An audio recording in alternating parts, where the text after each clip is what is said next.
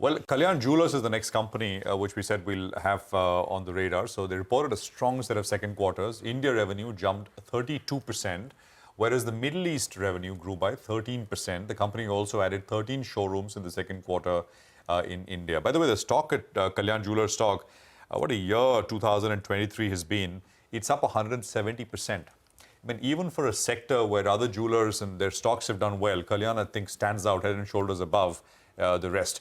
We have Mr. Ramesh Kalyanaraman, who's Executive Director, Kalyan Jewellers, joining us now to take some questions. Ramesh, great to have you with us here. Good morning. Prashant this side. Congratulations on a good set. I just want to start by asking you, what is the same-store sales growth in the second quarter, and how much of it was outside of the south of India? So yeah, same-store sales growth was in the range of 10%, and South was around 8%, and rest come from the non-South markets. What is the situation now, Ramesh, since we are in the middle of the third quarter? What is it tracking at?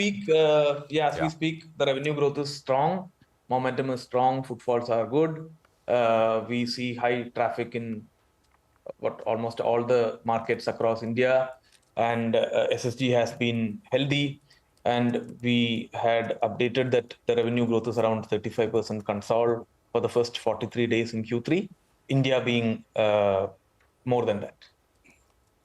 So same-store sales growth in the third quarter, third quarter I'm assuming would be the best, right? Seasonally as well, October to December.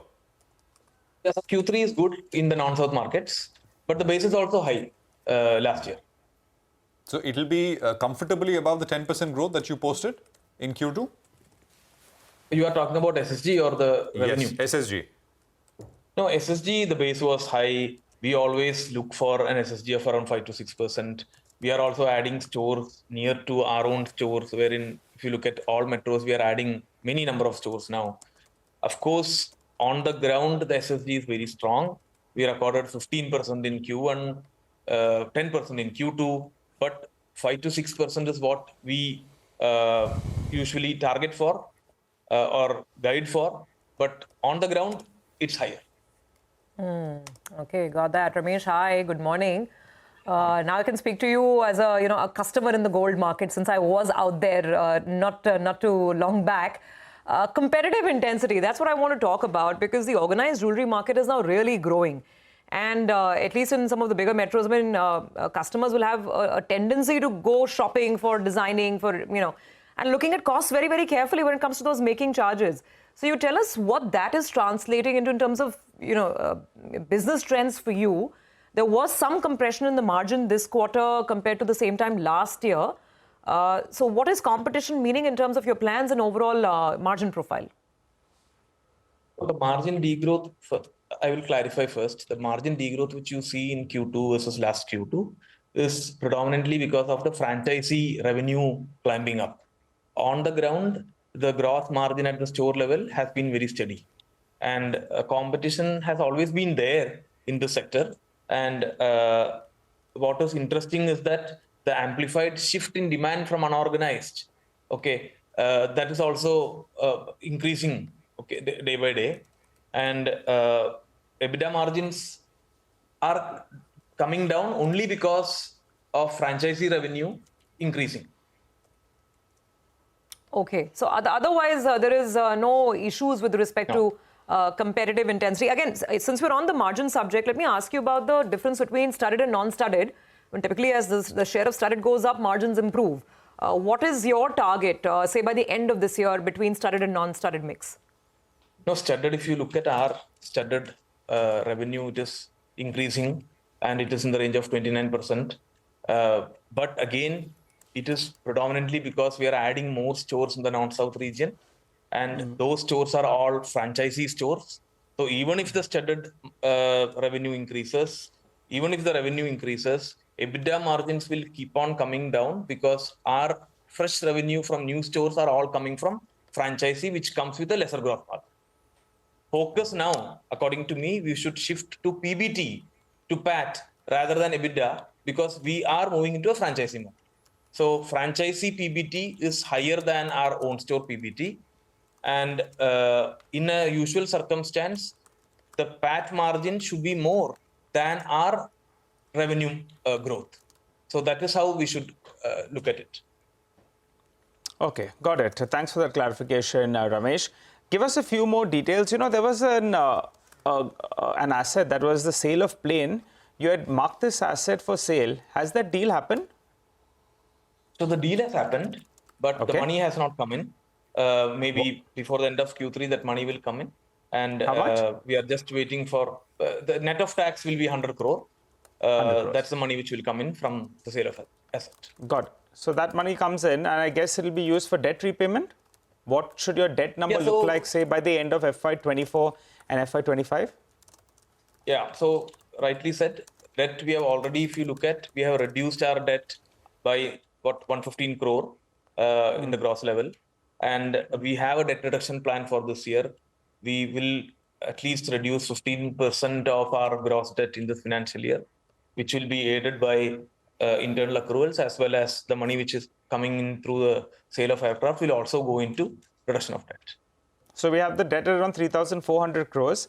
By the end of this year, given that you're going to get money for that plane and plus the internal accruals that you'll have, so it'll come down to, say, around 3,100 by the end of the year? It should. Yeah, it should. At least 3,100. Could even be lower than that, right? Yeah, so with the buffer, 3,100 is what we should look at.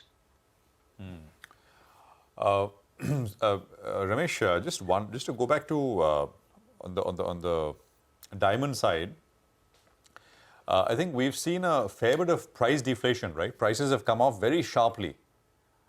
Some are attributing that to, at the margin, maybe lab-grown diamonds and things like that, maybe just cyclical. I'm not sure. Just can you talk to us about that? I mean, how is that likely to play out, and any impact on your business, other companies, in terms of inventory losses, etc.? Not really. Actually, only in solitaires, and that too in a couple of categories, which is high size and a particular quality, the price has come down on an international platform. Okay. And if you look at our revenue, 95% of the revenue are non-solitaire. Rest of the 5% revenue also, this category is very minimalistic. So we don't have to budget for any lock in inventory, is what I will suggest. But overall prices have come off very sharply since we have you, Ramesh? I mean, only solitaires. Only solitaire in a particular category has come down. Okay. Internationally, there is a lot of talk, but reality is that only a particular quality in the high-sized solitaire, the price has come down. Gentlemen, that's your cue. I'm sure people at home are watching. I knew something was coming. I knew it. Okay. Ramesh, very, very quickly. Two-part question. Can you, A, sustain this top-line growth of 30% plus? Is that number sustainable? Because the market really took note of that. And second part to that question is, as the share of franchisee stores keeps growing, and you mentioned that's having an impact on the EBITDA margin level, at least at the EBITDA line, what could that EBITDA number come down to? Is 7% sustainable as the share of franchisee stores grows, or could it dip below 7%? So, you know that our expansion is completely now taken care by franchisee, which will be the case for the next 2-3 years. Now, as we speak, 20% of the revenue is coming from franchisee stores. And in, say, a couple of years, it will come to around 50-50. At that point in time, when it is 50-50, the EBITDA margin should be in the range of 6.5 to 7, because our own store EBITDA margins are 8% and franchisee stores EBITDA margin are around 5%. Okay, so margins should come down, blended margins, then therefore comes down to 6.5 to 7%. But again, got that. PBT, and again, PBT. I got that point. Got that point. 30% top line growth sustainable? Ideally, meaning I cannot give a guidance, as you know, but as we speak, for the first 43 days, the revenue growth is around 35%, which is very high. And we are keeping on adding stores. This year, again, we will add maybe 9 stores in Q3 and around 12 to 15 stores in Q4. Next year, we will open 80 new showrooms, and which is going to take our top line strongly upwards. And again, SST is also strong as we speak. So hopefully, but it should sustain. Okay, should sustain. Got that. Thank you very much for joining in. Good luck with your business plans. That is Kalyan Jewellers at the end of the second quarter.